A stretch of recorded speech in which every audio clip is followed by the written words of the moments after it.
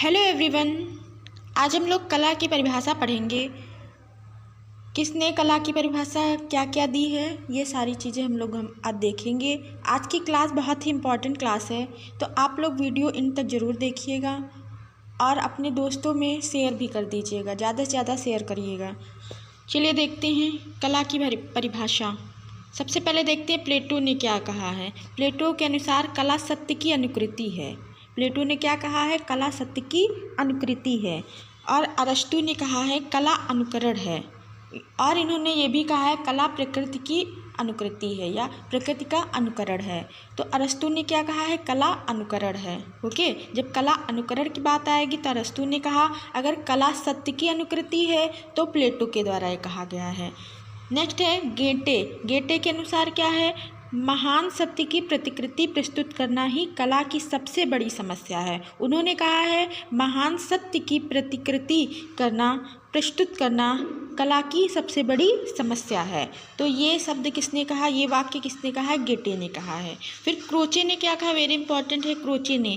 तो क्रोचे ने कहा है कला बाह्य प्रभाव की आंतरिक अभिव्यक्ति है। उन्होंने कहा कला बाह्य प्रभाव की आंतरिक अभिव्यक्ति है। इसको याद रखेंगे। इन्होंने कला बाह्य प्रभाव की आंतरिक अभिव्यक्ति है। और रस्किन ने भी ऐसा ही कुछ कहा है, लेकिन उन्होंने कहा है कला अभिव्यक्ति है, ओनली अभिव्यक्ति बोला है। और इन्होंने कहा है कला बाह्य प्रभाव की आंतरिक अभिव्यक्ति है। अगर आंतरिक अभिव्यक्ति दिया होगा तो क्रोचे लगाएंगे, अगर दिया होगा कला अभिव्यक्ति है तो रस्किन लगाएंगे। देखेंगे इसमें बच्चे बहुत कंफ्यूज हो जाते हैं, कंफ्यूज नहीं होना है, ठीक है। तो नेक्स्ट क्वेश्चन नेक्स्ट है हीगल के अनुसार। तो हीगल ने क्या कहा है? हीगल ने कहा है कला भौतिक सत्ता को व्यक्त करने का माध्यम है। ये भी इम्पॉर्टेंट है। जितनी भी परिभाषाएं यहाँ पे वीडियो में मेंशन हैं, जितनी भी हम कराएंगे वो सारी इम्पॉर्टेंट परिभाषाएं हैं, ठीक है। तो आज हम पार्ट 1 पढ़ेंगे और कल जो भी बची हुई हैं तो कल दूसरे पार्ट में पढ़ लेंगे।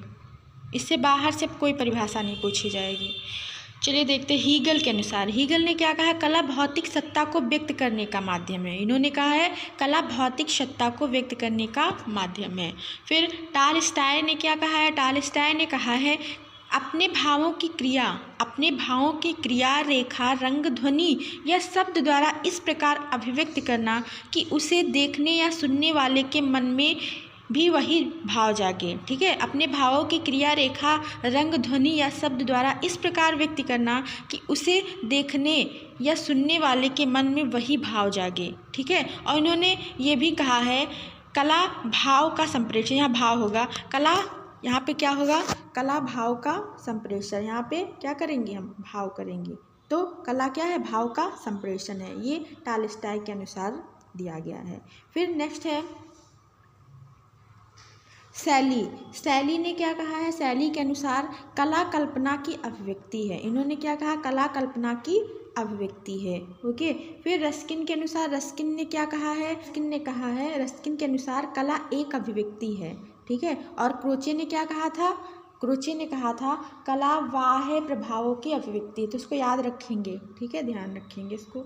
फिर फ्रायड के अनुसार फ्रायड ने क्या कहा है? इन्होंने कहा है कला दमित वासनाओं का उभरा हुआ रूप है। इंपॉर्टेंट है, ये भी इम्पॉर्टेंट लगभग सारी हैं परिभाषाएं। तो कला दमित वासनाओं का उभरा हुआ रूप, ये किसने कहा है? ये कहा है फ्रायड ने। फिर Rabindranath Tagore, very very very important है। उन्होंने कहा है कला में मनुष्य अपनी अभिव्यक्ति करता है। कला में मनुष्य अपनी अभिव्यक्ति करता है। फिर अगस्टाइन के अनुसार अगस्टाइन ने क्या कहा है? अगस्टाइन ने देख लेते क्या कहा है। अगस्टाइन ने कहा है कला आंतरिक सत्य का उद्घाटन है। इन्होंने कहा है कला आंतरिक सत्य का उद्घाटन है। फिर बार्मगार्टन के अनुसार इन्होंने क्या कहा है? सौंदर्य शास्त्री हैं। इन्होंने कहा है कला प्रकृति की अनुकृति है जिसे कल्पना द्वारा व्यवस्थित किया जाता है। इन्होंने कहा है कला प्रकृति की अनुकृति है। कला प्रकृति की अनुकृति, केवल कला प्रकृति की अनुकृति आएगा तो ये शब्द अरस्तु ने कहा है, ठीक है। लेकिन अगर पूरी परिभाषा ये आएगी कला प्रकृति की अनुकृति है जिसे कल्पना द्वारा व्यवस्थित किया जाता है, तो ये बार्मगार्टन के अनुसार ये होगा। होगा। बामगार्टन के अनुसार ये परिभाषा होगी। फिर शतपथ के अनुसार, शतपथ के अनुसार क्या है, जो भी देव शिल्पों का प्रतिरूप है वह शिल्प है। ये भी इम्पोर्टेंट है, जो भी देव शिल्पों का प्रतिरूप है वह क्या है, शिल्प है। फिर विंकलमैन ने क्या कहा है, विंकलमैन ने कहा है कला अपने समय की संस्कृति की अभिव्यक्ति है। इन्होंने कहा है कला अपने समय की संस्कृति की अभिव्यक्ति है। फिर कांट, ये भी वेरी इंपॉर्टेंट है।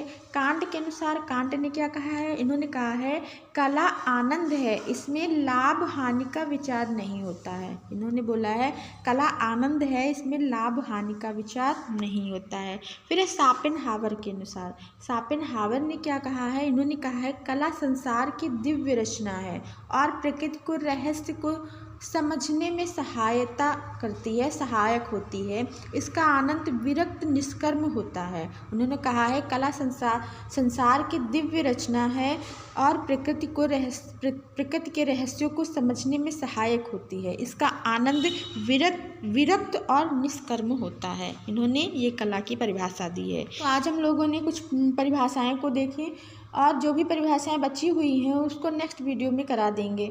तो ज़्यादा से ज़्यादा वीडियो को शेयर करिएगा, लाइक कमेंट ज़रूर करिएगा। अगर वीडियो अच्छा लगे तो कमेंट ज़रूर करिएगा। Thanks for watching, thank you so much, bye bye.